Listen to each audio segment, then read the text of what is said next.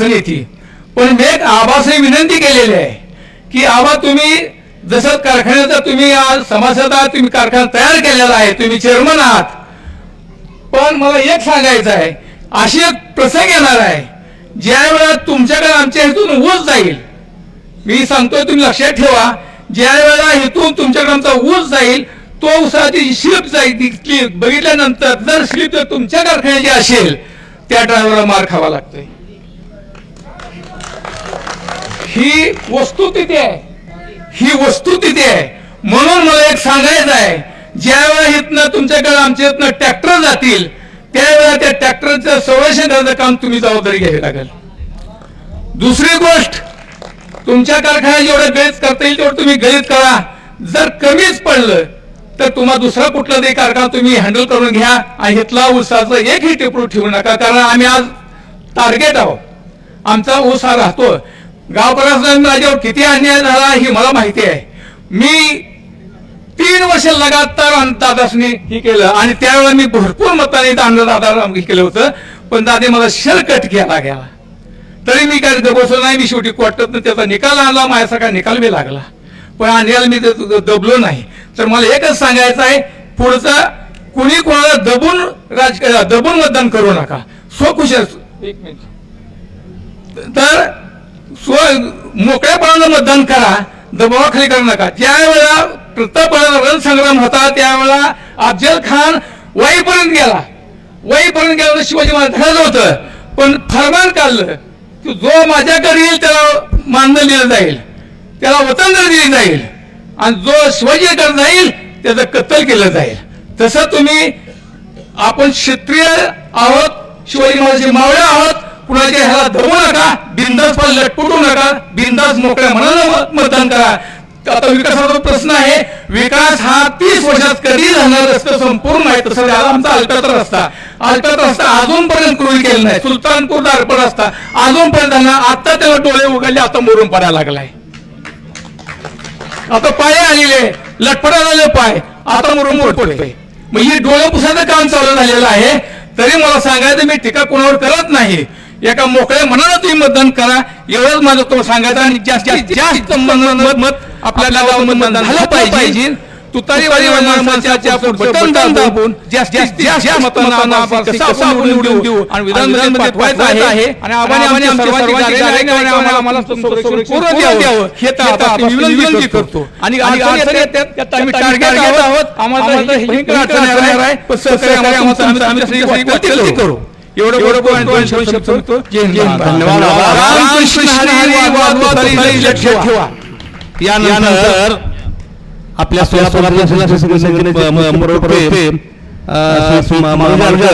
यांनी आपला जे 200 लवकर बरोबर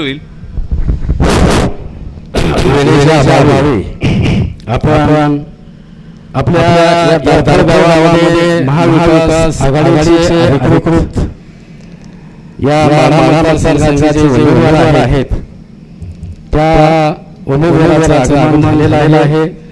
ते स्टेजवर स्थानापन्न आहेत आणि माणसाकडे पाहिल्यानंतर पंढरीचा पांडुरंग दिसतो पहा. आणि म्हणून खरंच त्या पांडुरंगाचा आशीर्वाद आहे माणसावरती. अहो या माणसानं जिथे पाऊल टाकावा तिथे वीट तयार होते आणि यश तयार होते पहा. आणि म्हणून अभिजित पाटलांच्या या नगरीमध्ये आम्ही मोठ्या मनानं सुस्वागत करत आहोत. वेळ हा कमी आहे आणि त्यामुळं आपल्याला सहभागी आटोपी घ्यावी लागते पहा. आचारसंहिता आहे आणि म्हणून एवढं मला म्हणायचं आहे,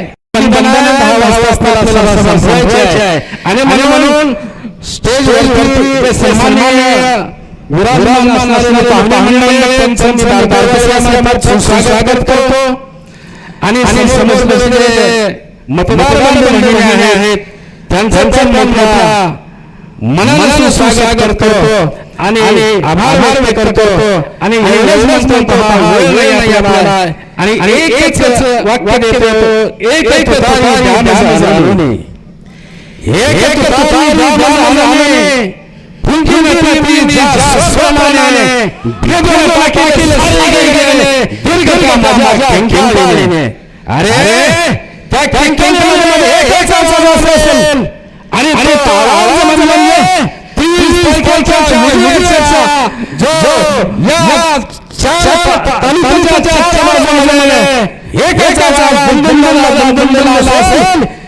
अभिजित पाटील माढा तालुक्याचे विजयी आमदार अभिजित पाटील दर्पण बदल झालेला आहे आणि मतदान करायची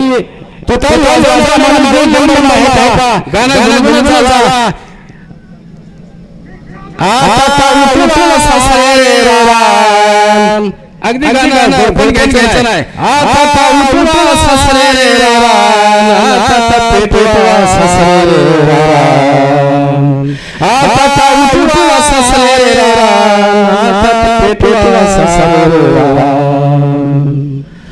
शेतकऱ्यांच्या जीवनासाठी कष्टकऱ्यांच्या जीवनासाठी आपल्या जनतेसाठी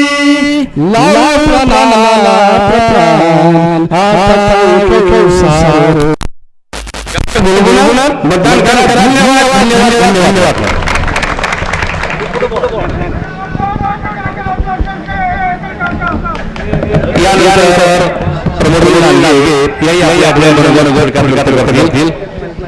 सर्वांना रामकृष्ण हरी. विधानसभा 2024 या संदर्भात आपण भेटत आहोत. आमचे स्वाभिमानी उमेदवारी उपस्थित आहेत अभिजित पाटील. ही आता दोन विचारधारेची लढत आहे. त्याच्यासाठी आपण आज उपस्थित आहोत. विचारधाराची कोणती तुम्हाला सांगते थोडक्यात. विचारधारा की शेतकऱ्यांसाठी पवारसाहेबांनी 72 कोटीची कर्जमाफी केली त्याच्यासाठी आपण लढणार आहोत आणि त्याच्या विरोधात शेतकऱ्यांना न सांगता त्यांच्यावर काही बेइज्जत केलेला आहे ती लोक आपल्या समोर आहेत. 30 वर्षाच्या प्रत्येक रस्त्याच्या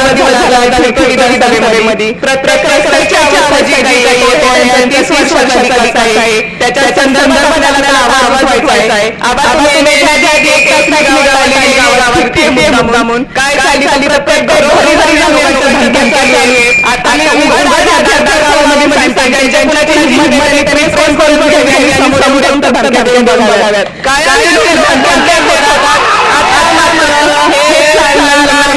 तुमची जी काही मुलं आहे तुमच्या घरात ठेवायची तुम्ही मोठे आहे. गेले 2 वर्षांखाली तुम्ही पाणी थांबवा.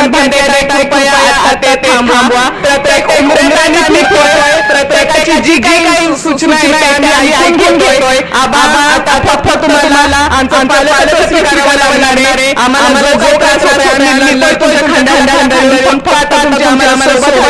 आणि तुमच्यासाठी एक डायलॉग भेटे अशा महिलांनी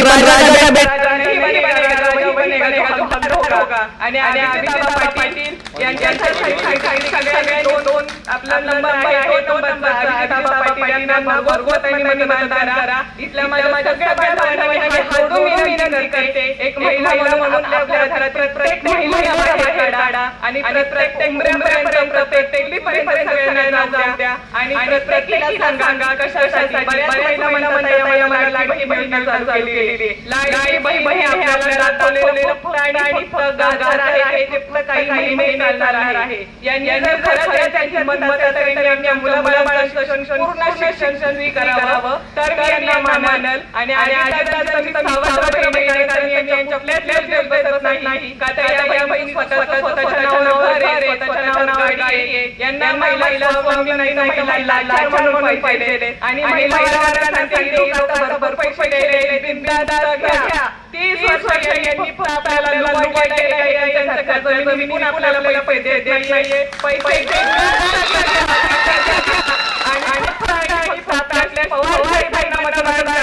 आपल्या धन्यवाद. मॅडम यानंतर माननीय श्री भगत हे या ठिकाणी आपलं मनोगत व्यक्त करतील.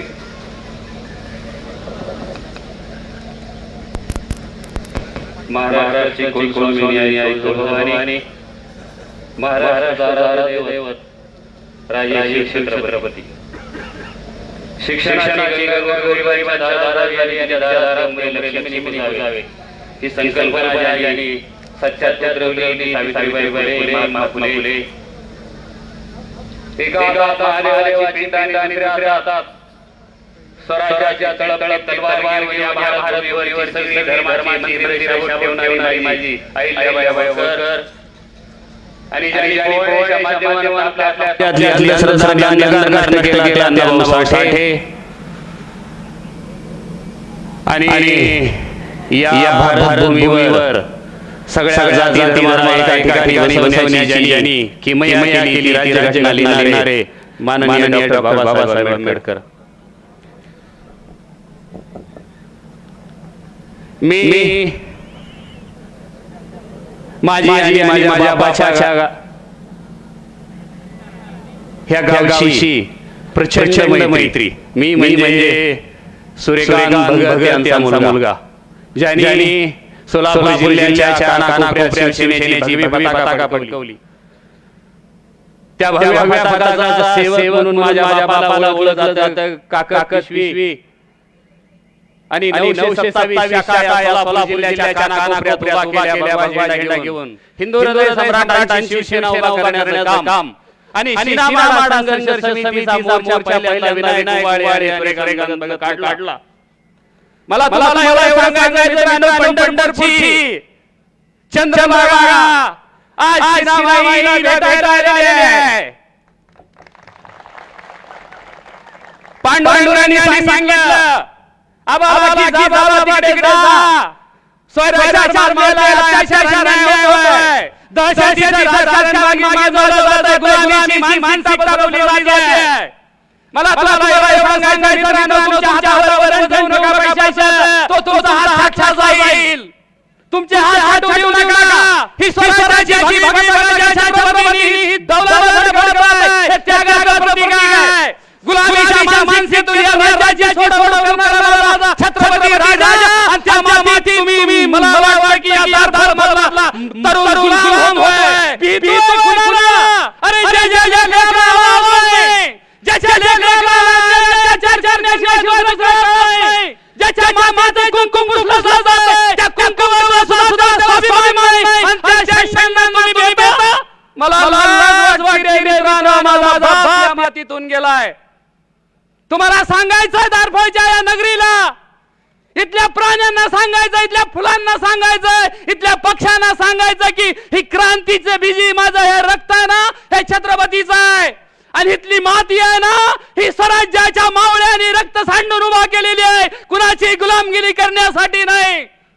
तुम्हाला एक मतानं एक जीवानं व्हावं लागेल. इथल्या उभा अरे ती म्हातारं थरथर कापत होतं. मला वाईट वाटलं मित्रांनो. छत्रपतींनी स्वराज्य असं लेचेपेच उभा केलं नाही. तुमची शिक्षणाची दारं खुली केली.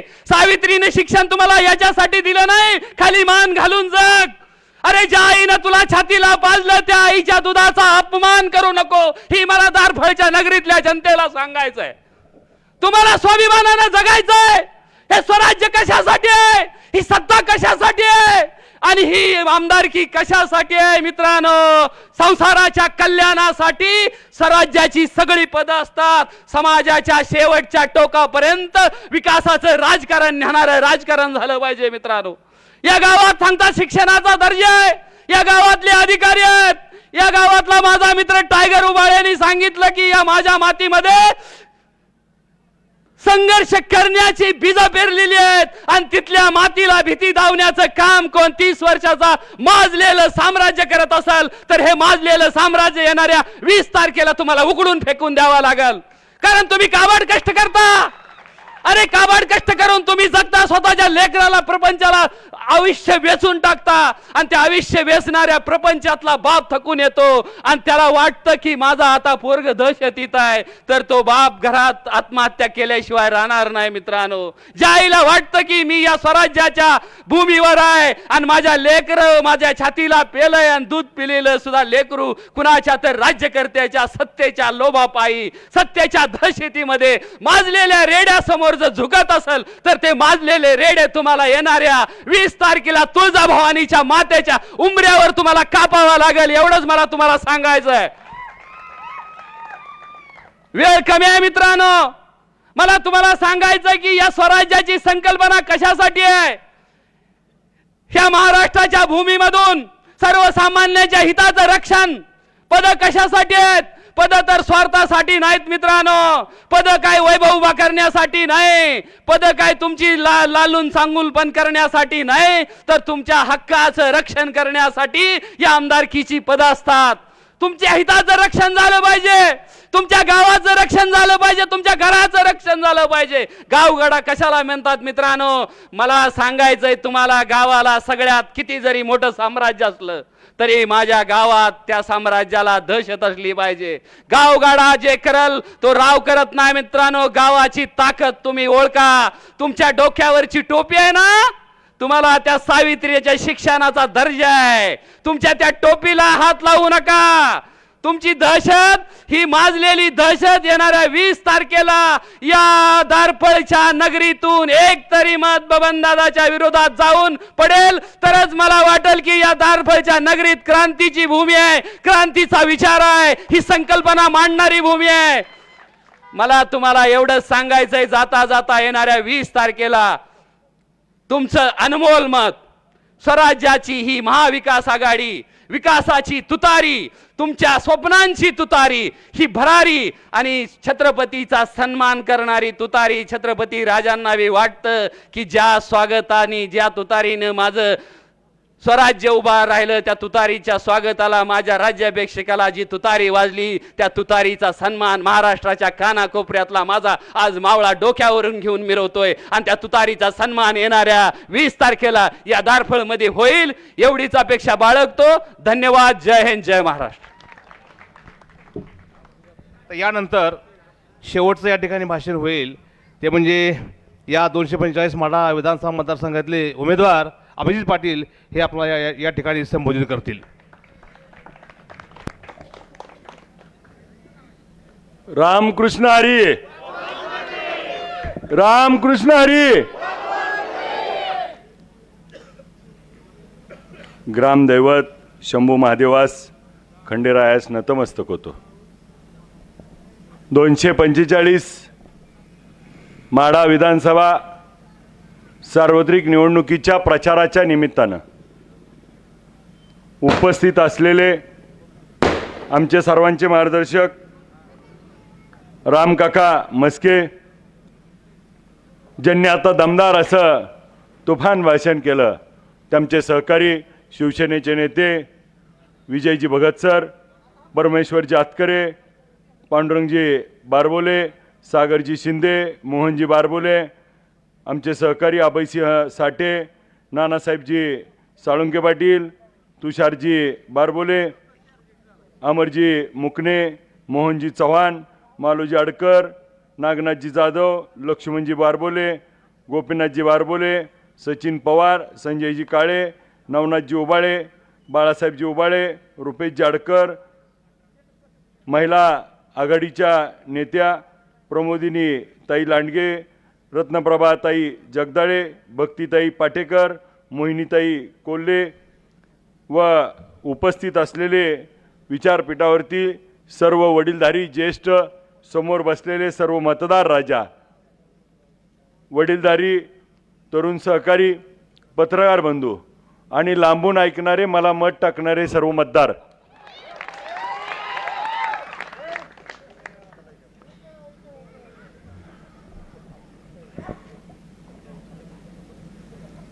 महाराष्ट्रामध्ये परिवर्तनाची पताका घेऊन या राज्याचं नेतृत्व देशाचे नेते शरदचंद्र पवार साहेब राज्याचे माजी उपमुख्यमंत्री उद्धवजी ठाकरे साहेब, काँग्रेस पक्ष, शिवसेना उद्धवजी ठाकरे साहेब, राष्ट्रवादी काँग्रेस शरदचंद्र पवार साहेब, Aam Aadmi Party, Sambhaji Brigade, RPI Gavai गट, महाविकास आघाडीतील सर्व घटक पक्ष यांनी अधिकृतरित्या एका सामान्य कुटुंबातल्या सामान्य पोराला त्या ठिकाणी महाविकास आघाडीची उमेदवारी देऊन तुमच्या समोर बोलण्याची संधी दिली. त्या देशाचे नेते शरदचंद्र पवार साहेब, या जिल्ह्याचे नेते मोठे दादा खासदार धैर्यशील मोहिते पाटील साहेब यांच्यामुळं आज आपल्या समोर तुतारी हे चिन्ह, तुतारी वाजवणारा माणूस हे चिन्ह घेऊन आपल्या समोर त्या ठिकाणी मत मागायसाठी मी उभा आहे. आपल्या गावात बऱ्याच वेळा येण्याचा योग आला, सकाळपासून 2दा आलो. आपल्याला देखील आठवत असेल, ह्याच पटांगणात इथंच बसलो होतो आणि आपण देखील बरीच ह्यातली मंडळी होती. आणि मग आपल्याशी संवाद साधला, आपल्याबरोबर बोललो आणि मग आपल्याला एकमेकाला समजून घेता आलं. आणि मग तुम्हाला इस बदले भी कुछ तो बात है, इसलिए तो गाँव के साथ है, अशा पद्धतीची भूमिका आपल्या सगळ्यांनी घेतली. त्या ठिकाणी या निवडणुकीमध्ये निवडणूक लढवण्याच्या पूर्वी गेल्या हंगामामध्ये दारफळमधनं त्या ठिकाणी ऊस विठ्ठल कारखान्याला येत होता आणि त्यावेळी देखील काका या गावात उभा राहायचे, या मतदारसंघात उभा राहायचे असा माझा काही त्यावेळेस विषय नव्हता. त्याच्या पहिल्या वर्षी पण त्या ठिकाणी ऊस आपल्या भागातनं नेला, कमी नेला. गेल्या हंगामात देखील ऊस गेला. या हंगामात माझ्या अंदाजे 11 का 13 टोळ्या येणाऱ्या हंगामासाठी करार झाल्यात. मग विषय असा आहे, विठ्ठल कारखान्याची निवडणूक लागली होती, कारखाना बंद पडला होता, तो चालू करण्यासाठी त्या निवडणुकीला उभा राहिलो. त्या निवडणुकीमध्ये बंद पडलेला कारखाना चालू करतो, मागचं 40 कोटीचं देणं देतो आणि ज्यावेळेस 2100-2200 रुपये भाव चालू होता त्यावेळेस 2500 रुपये भाव देण्याची भूमिका सभासदांपुढे मांडली. सभासदांना विश्वास बसला, सभासदांनी मतदान रूपी आशीर्वाद दिला आणि काम करण्याची संधी दिली. आणि मग त्या ठिकाणी आम्ही कारखान्याचं कामकाज करायला लागलो आणि कारखाना त्या ठिकाणी चालवण्याच्या दृष्टीनं त्याच्या आधी एक टायगर एक विषय सांगतो नाना. मधीच आमच्याकडे कारखाना चालू होताना आमचे संचालक मंडळ निवडून आलं. संचालक मंडळातले एक धनंजय काळे म्हणून संचालक आहेत, ती इतकं प्रसिद्ध झालेत मतदारसंघात सगळीकडे ओळखतील. धनंजय काळे त्यांच्या गावातल्या एका जोडीदाराबरोबर त्या ठिकाणी आत्ताचे उमेदवार रणजित भाईंकडे त्या ठिकाणी सत्काराला गेले. सत्कार झाला. सत्कार झाल्यावर ते भैयासाहेब म्हणले संचालकाला, अभिजित पाटील 2500 रुपये भाव कसा देणार? आपले संचालक म्हणले देणार, नवीन होतं. मग त्यांनी विचारलं, अडचण आहे, देता येत नाही, देऊ शकत नाही. संचालक म्हणलं देणार. ते म्हणले साखरेचे भाव असे आहेत तसे आहेत, देता येत नाही. संचालक म्हणलं देणार. परत ती शेवटी वैतागून म्हणलं, जर अभिजित पाटलानं 2500 भाव दिला तर 1 तास शिकवणी लिहितो म्हणलं माझ्याकडे. 3000 दिला पण आलं नाही. बघा, सांगायचा उद्देश एवढाच आहे की ती 6 महिने संचालक दचकत होतं, देती ती का नाही ती. म्हणजे जवळची माणसं बिचकवायची कशी, सापसुरळ्या सोडायच्या कशा, अफवा पसरवायच्या कशा, त्याच्यात 1 नंबर आहे बघा ह्या तुमचा. आणि कारखान्याची निवडणूक झाली, जिंकल्यानंतर कारखाना चालू केला, 7,26,000चं गाळप केलं. मागची 40 कोटीची बोलल्याप्रमाणे मोळी टाकायच्या आत बिलं दिली. 2500 रुपये भाव दिला. कारखाना व्यवस्थिशीर सुरू होता. गेला हंगाम सुरू झाला. गेल्या हंगामामध्ये त्या ठिकाणी आपल्या मोठ्या कारखान्याने इथल्या 2500 रुपये भाव जाहीर केला. कधी आठवतंय का? ज्यावेळेस मनोजदादा जरांगे पाटील साहेबांवरती त्या ठिकाणी ठेका घेतलाय का म्हणून अशी समाजाची भावना दुखावली होती. त्या सभेतनं 2500 रुपये भाव जाहीर केला. 2500 रुपये भाव जाहीर केल्यावर त्या ठिकाणी आम्ही भूमिका घेतली की 2500 रुपये यांचा आहे, मोठा कारखाना आहे, आपला कारखाना अडचणीत होता, त्या ठिकाणी बंद होता, आता नव्यानं आपण चालू केलाय, कर्ज आहे, यांचं 2500 आहे, तर आपलं 2550 रुपये करू म्हणलं. त्या ठिकाणी लाजले आणि त्या ठिकाणी मग त्यांना टीका टिप्पणी व्हायला लागल्यावर उपमुख्यमंत्र्यांच्या समोर जाहीर केलं 2500, जमा करताना केलं 2700. 2700 जाहीर होस्तोवर सगळ्यांनी 2750चं स्टेटस ठेवलं आपलं. पवार साहेबांची कापसेवाडीला सभा होती, त्या सभेला मी देखील होतो. त्या सभेमध्ये बोलताना त्या ठिकाणी ग्रामीण भागातला असल्यामुळं म्हणलं दराचा एक धपका देतो, ती शब्द प्रसिद्ध झाला. आणि मग त्यांनी 2800 रुपये भाव झाला. 2800 रुपये भाव झाल्यावर आपण भूमिका घेतली 2825 रुपये ते 3000 रुपये भाव देण्याची. मग मला सांगा एकानं तर वाढवला का पुन्हा? साधा विषय होता. जर त्यावेळेस विठ्ठल कारखाना म्हणला असता आपला कारखाना अडचणीत आहे, ती मोठा कारखाना आहे, मोठ्याबरोबर कशाला दांडू खेळायचा आहे, त्यांचा 2500 आहे, आपला 2400 करू, भाव वाढला असता का? स्पर्धा लागली असती का? 2500 रुपये भाव द्यायचा होता, भाव द्यावा लागला 2700, 2800, 2900. टनाला किती वाढले? 300 ते 400 रुपये. 300 ते 400 रुपये नेमकं काय झालं?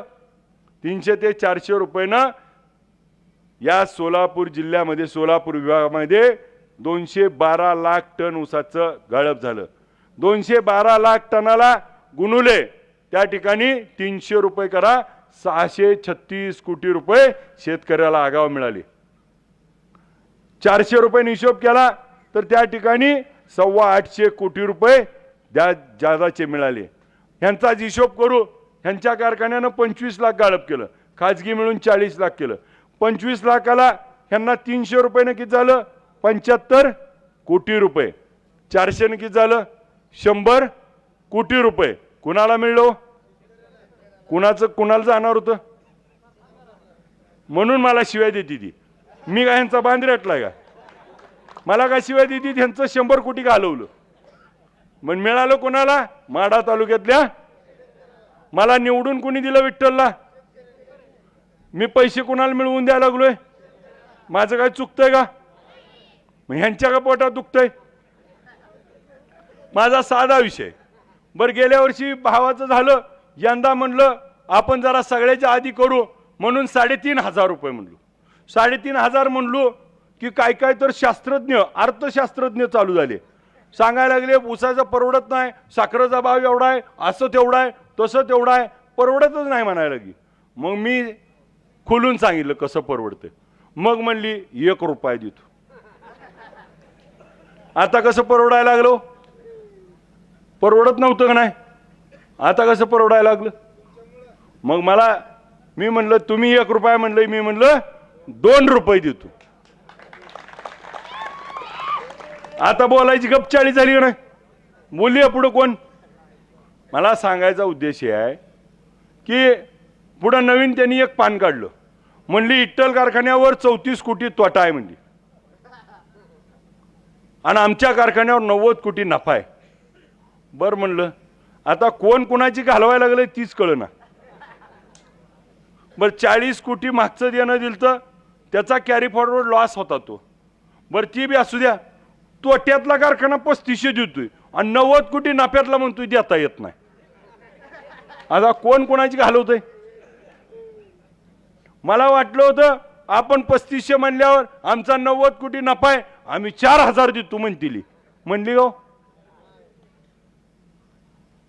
बरं, एवढं सगळं झालं, पुन्हा काय म्हणली? माड्याच्या सभेत आत्ताचे उमेदवार म्हणले विठ्ठल कारखान्यावर 800 कोटी कर्ज आहे. फेडायला यायचंय का तुला?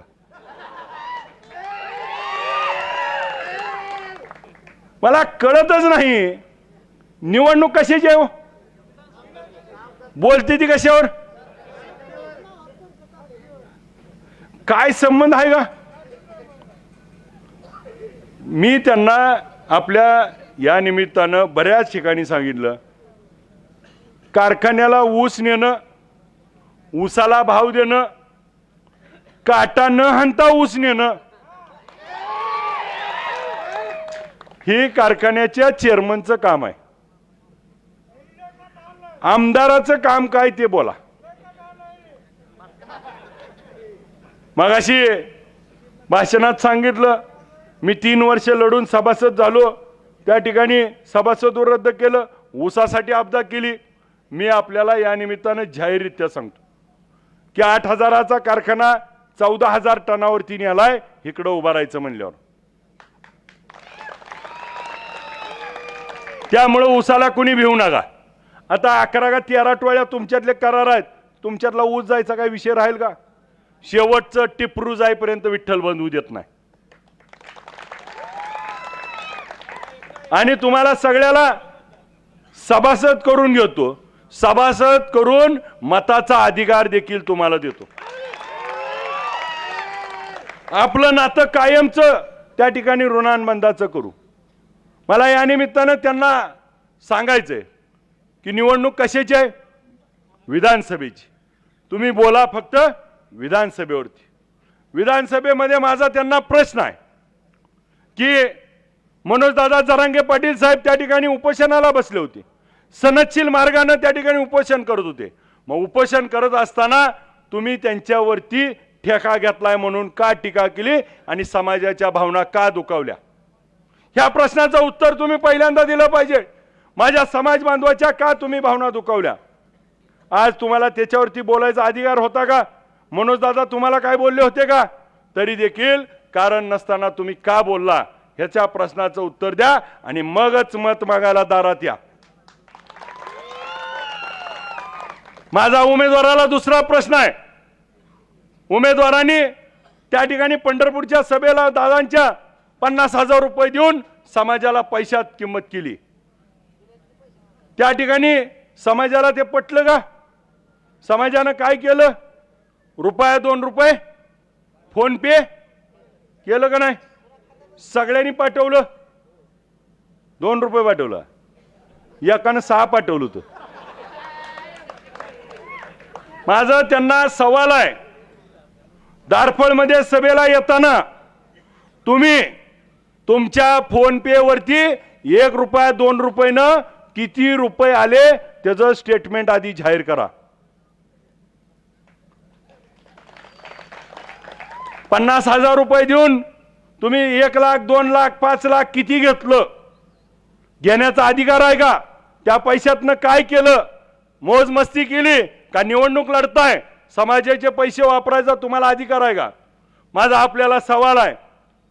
एक प्रसंग बघा, छत्रपती शिवाजी महाराजांच्या काळामध्ये त्या ठिकाणी छत्रपतींना स्वराज्यामध्ये पैशाची नड पडली. महाराज त्या ठिकाणी एका सावकाराकडे गेले.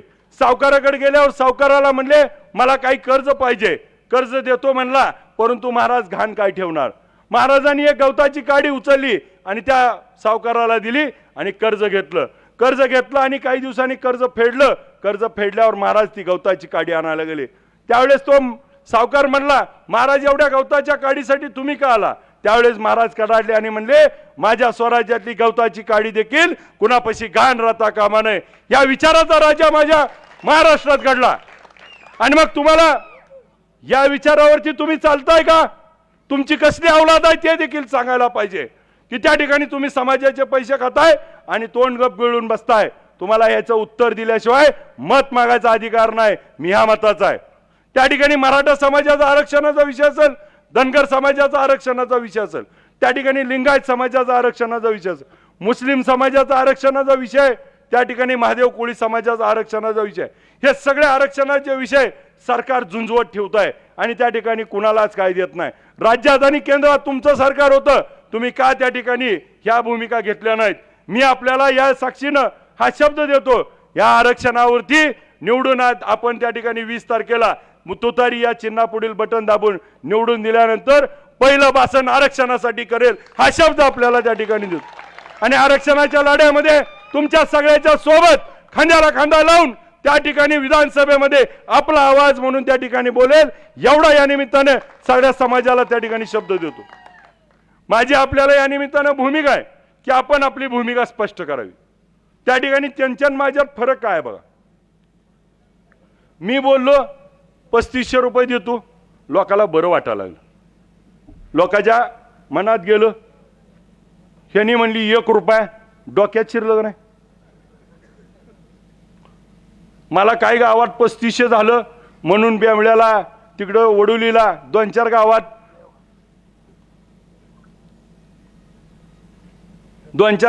गावात मला गेल्यावर घोड्यावर बसवलं, म्हणून ही गडी घोड्यावर बसला.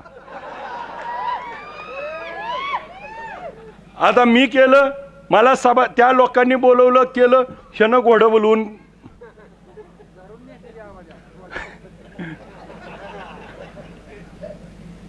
मी मनोजदादा जरांगे पाटील साहेबाला भेटायला गेलो, ही गडी हायच सकाळी. लोक म्हणते ती कॉपी करते. आता उद्या दारफेडा दावराय म्हणलं की चिलार काढायला लागली रस्त्याचं. उभा राहायला लागलो म्हणलं तर मुरुम टाकायला लागली. आता एवढे दिवस रस्ता सुचत नव्हता, आता कसं काय हो? मला या निमित्तानं लोक प्रश्न विचारतात तुम्हाला, गेल्या 30 वर्षाचा हिशोब द्या, काय काम झालं, आणि पुढच्या 5 वर्षात तुमचं विजन सांगा. मी आपल्याला या निमित्तानं माझ्या मनातल्या काही गोष्टी बोलणार आहे. त्या ठिकाणी आपला शेती आणि शेती निगडीत आपण सगळेजण आहात. त्या ठिकाणी आपल्याला उजनी धरणात 123 TMC पाणी आहे, परंतु आज ते कमी पडू लागलंय. त्याला आता आपल्याला मार्ग काय काढावा लागेल? त्या ठिकाणी भीमा नदीवरती आणि सीना नदीवरती आपल्याला 10 मीटर उंचीचे हायड्रोलिक पद्धतीचे जे लिकेज होणार नाहीत असे बंधारे त्या ठिकाणी करावे लागतील. त्यातून भीमा नदीमध्ये 20 ते 22 TMC आणि आपल्या सीना नदीमध्ये 4 ते 5 TMC पाणी जे पावसाळ्यात वाहून जात आहे ते आपल्याला अडवता येईल आणि तेवढं पाणी आपल्या शेतकऱ्याला अधिकीचं होईल. आज आपल्याला काय होतंय, त्या ठिकाणी उन्हाळ्यात शेवटची पाळी मिळत नाही, तोंडा हाताला आलेला असता आपल्या पिकास्थिती ती जळती ती का नाही हो?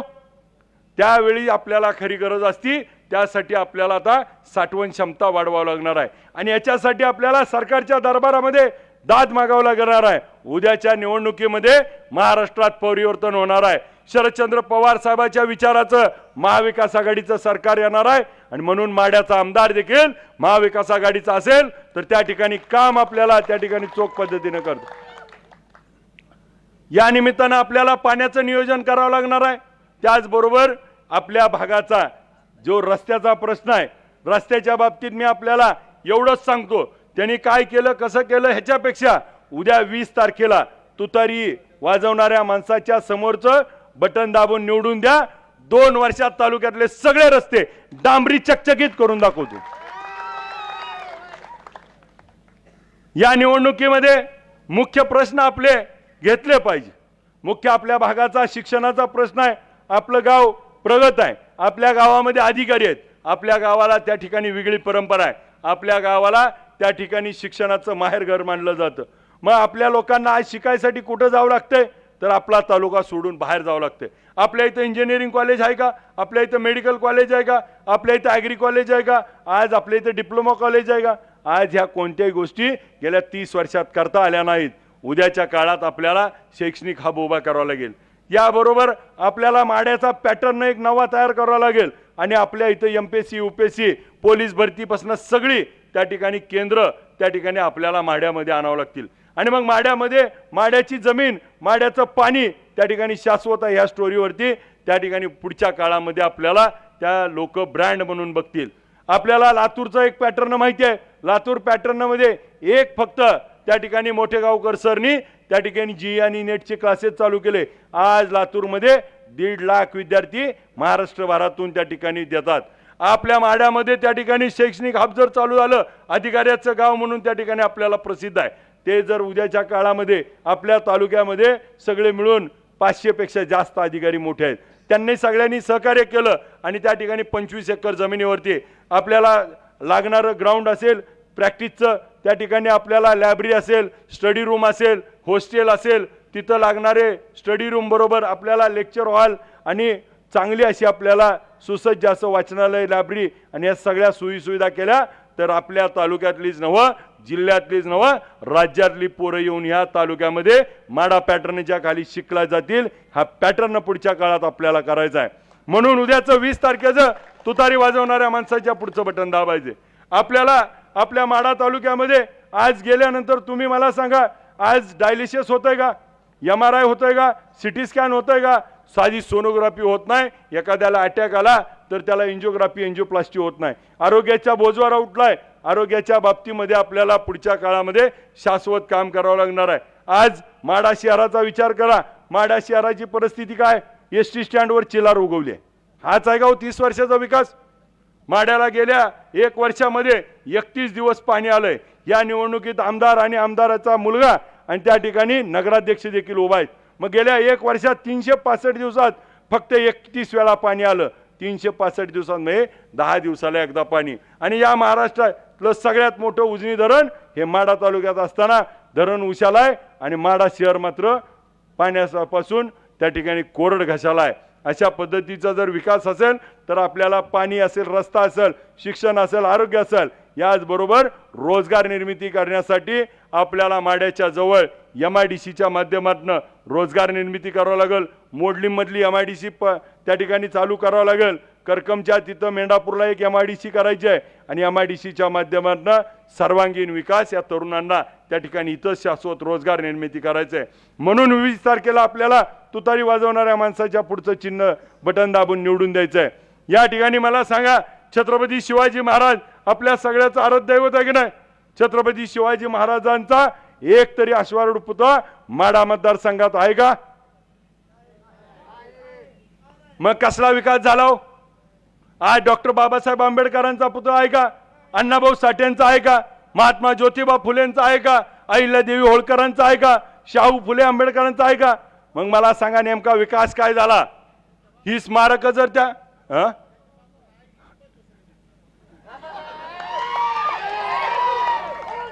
ही स्मारक झाली. ह्या स्मारकाच्या माध्यमातून त्या ठिकाणी ऊर्जा मिळते, प्रेरणा मिळते, लढण्याचं बळ मिळतं. म्हणून ही स्मारक करणं ही महाराष्ट्राची संस्कृती आहे. आणि मग आज ते कोणतीही गोष्ट त्या ठिकाणी करू शकले नाहीत. आज मला या निमित्ताने यांना सवाल विचारायचा आहे. पुढच्या 5 वर्षाचं विजन सांगू शकतात का? विजन विचारलं त्या ठिकाणी समोरचा उमेदवार काय सांगतोय? त्याला जर विचारलं तुम्ही 5 वर्षात काय करणार, आता पुढचं तुमचं काय आहे? आमच्या दादानी केलं होतं, आता आम्ही बी करू. काय लगा चाललंय, काय बोलतोय काय?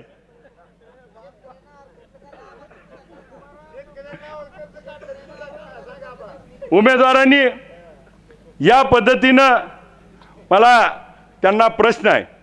तुम्ही ज्या 4000 5000 लोकांच्या नावावरती कर्ज काढले, कारखान्याला चेअरमन, इंडी कारखान्याला चेअरमन, मोठ्या कारखान्याला संचालक, जिल्हा दूध संघाला चेअरमन, जिल्हा परिषदला सदस्य, लाडली बहीणला बी ताई अध्यक्ष तीच, संजय गांधीला बी अध्यक्ष तीच. त्यांच्या एका भावाने सांगितलं 18 पद आहे ती म्हणला ह्याच्यावर.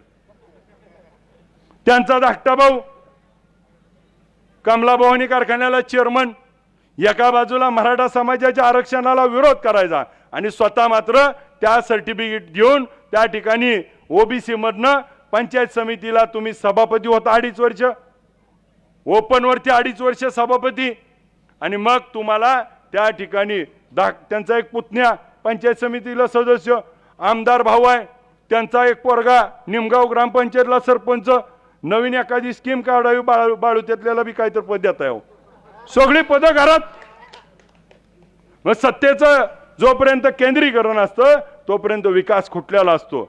मी आपल्याला या निमित्ताने शब्द देतो की इथं बसलेल्या सगळ्यांना की उद्याच्या आमदारकीच्या निवडणुकीनंतर आमदार झाल्यावर माझ्या घरातला एक बी माणूस माढा तालुक्यात कुठं उभा राहायला येणार नाही. त्यांच्यासारखं वागायचं नाही म्हणून तुम्ही मला निवडून देणार आहे. तो शब्द देखील आपल्या देखत सहकार्याने देतो. मला या निमित्ताने यांना प्रश्न विचारायचा आहे की आपण उद्याचं विजन सांगू शकत नाही.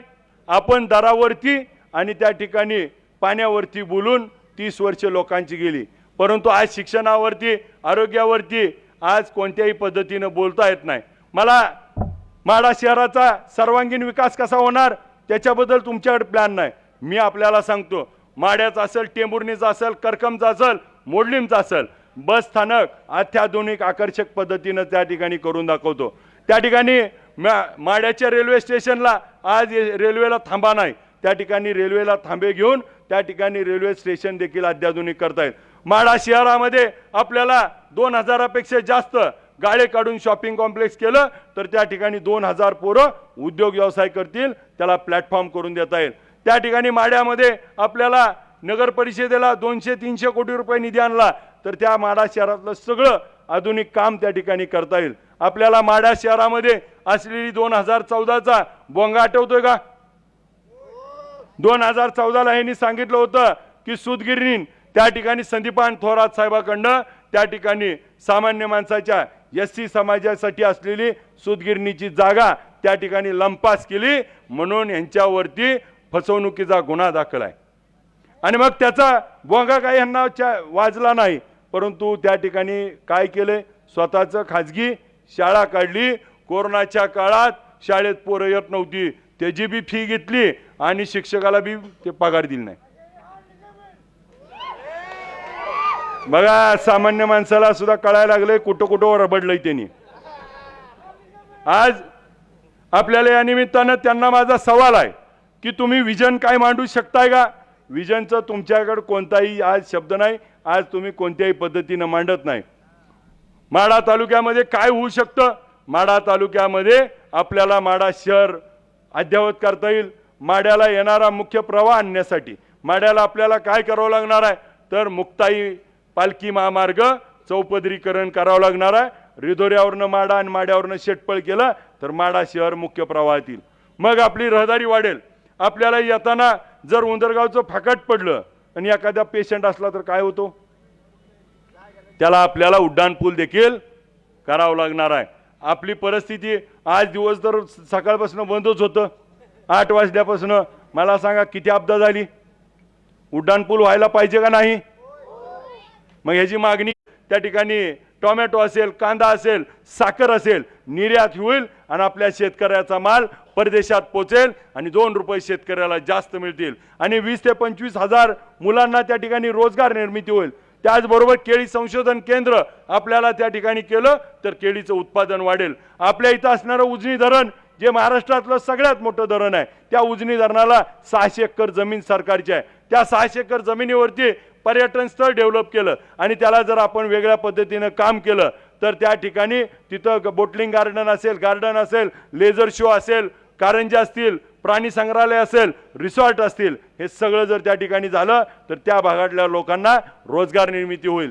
करकममध्ये त्या ठिकाणी MIDCच्या माध्यमातून 1,500 एकर जमीन उपलब्ध आहे. त्या ठिकाणी 20 ते 25 हजार लोकांना रोजगार निर्मिती होईल. छत्रपती शिवाजी महाराजांचा अश्वारूढ पुतळा माढ्यामध्ये असेल, मोडलीमध्ये असेल, करकममध्ये असेल, टेंभुर्णीमध्ये असेल, हे बसवण्याचं वचन देखील आपल्याला या निमित्तानं देतो. सर्वांगीण विकासाच्या दृष्टीनं सर्वांगीण पाळावं लागते, नाहीतर आपण कचाट्यात आहे. ती सत्यता आहे ती हो, ती आता सत्यता आहे ती का नाही तीच कळत नाही ती. म्हणजे इकडं बी आहे ती, तिकडं बी आहे ती. मला सांगा, साधं होतं तुतारी मागायसाठी किती दिवस आबदलो. मला दिवसात 50 तर फोन दारपळमधून यायचं, काय झालं तुतारीचं. मी म्हणायचं आपलीच आहे, उडवल्या तोपा. पुन्हा त्यांची जायची, फोटो काढायची, स्टेटस ठेवायची, त्यांनी तोफा उडवायची. दोन्हीकडनं मी तुतारीचाच प्रचार. सकाळी जायची, ती गेली की मी जायचो अर्ध्या तासानं. दुपारी जायची, संध्याकाळची. सकाळ दुपार संध्याकाळ पवार साहेबांकडे रतीबच होता. 10 दिवस तिथंच. मग मला सांगा पवार साहेबांनी का दिलं नाही हो? तिथं गेलं, मला पवार साहेबांकडे गेलं की मला विचारायचं का आलाय, मी म्हणत ती आली ती म्हणून. साधा विषय होता. मला सांगा 30 वर्ष जर तुम्ही काम केलं तर 30 वर्षामध्ये तुम्हाला घरी आणून तिकीट दिलं असतं पक्षानं, परंतु तुम्ही काम केलं नाही. ज्या वेळेस पवार साहेबांना गरज होती त्यावेळेस पवार साहेबांना तुम्ही सोडलं. पवार साहेबांचा पक्ष पार्टी त्या ठिकाणी काढताना तुम्ही त्यांच्या पाठीत खंजीर खुपसला. हे पवार साहेबाला आणि सामान्य लोकांना सहन झालेलं नाही. महाराष्ट्रामध्ये शिवसेना असेल, त्या ठिकाणी राष्ट्रवादी काँग्रेस असेल, त्या ठिकाणी पक्ष फोडीचं राजकारण या महाराष्ट्राला आवडलं नाही. त्या ठिकाणी जरांगे पाटील साहेबांवरती त्या ठिकाणी अंतरवली सराटीमध्ये गोळीबार झाला, लाठीचार्ज झाला. हे महाराष्ट्राला आवडलं नाही. शेतीला मालाला भाव नाही, शेतकऱ्याला त्या ठिकाणी किंमत नाही. आज त्या ठिकाणी जुनी पेन्शन योजना लागू नाही. माझ्या मायमाऊलीला 5 वर्षाच्या मुलीवरती अत्याचार होतोय आणि मायमाऊली माझी सुरक्षित नाही. आज कोणत्याही पद्धतीनं माझ्या मायमाऊलीला स्वयंभू करण्यासाठी सरकारकडे भूमिका नाही आणि अशा पद्धतीनं सरकारच्या विरोधात खूप मोठं वातावरण तयार झालं आणि लोकसभेमध्ये दाखवून दिलं लोकांनी. निवडणूक हातात घेतली आणि 48 पैकी 32 खासदार महाविकास आघाडीचे निवडून दिले. उद्याच्या सरकार देखील शरदचंद्र पवार साहेबाचं होणार आहे. त्यामुळं मला आपल्याला या निमित्तानं आठवण करून द्यायची आहे की पवार साहेबांनी किती हलपटे मारले हो. तिकीट दिलं का नाही दिलं? त्याच्या पुढे जाऊन बघा परिस्थिती काय झाली. तिकीट दिलं नाही तर माड्यामध्ये आल्यावर ते उभा राहिला याचा कंक आणि मग महाराजाला मुजरा केला. त्यावेळेचा प्रसंग तसा छत्रपती शिवाजी महाराजांच्या विचाराचे वारस असणारे त्या ठिकाणी शरदचंद्र पवार साहेबांनी मला सांगितलं, जा आणि यांची सोंड काढून ये. उद्याची निवडणूक ही शरदचंद्र पवार साहेबांची आहे. उद्याच्या निवडणुकीमध्ये उद्याचं मत अभिजित पाटलाला नसून शरदचंद्र पवार साहेबांच्या तुतारी वाजवणाऱ्या माणसाला आहे. उद्याचं मतदान 20 तारखेला आपण त्या ठिकाणी करावं आणि आपण प्रचंड अशा मताने पवार साहेबांना, मोठ्या दादांना आणि खासदारांना निवडून द्यावं. आपण खासदार बदललाय, आता आमदार बदलायचा आहे. खासदार नवा, आमदार नवा. धन्यवाद. रामकृष्ण हरी. रामकृष्ण हरी. हा, धन्यवाद अभिजित पाटील साहेब.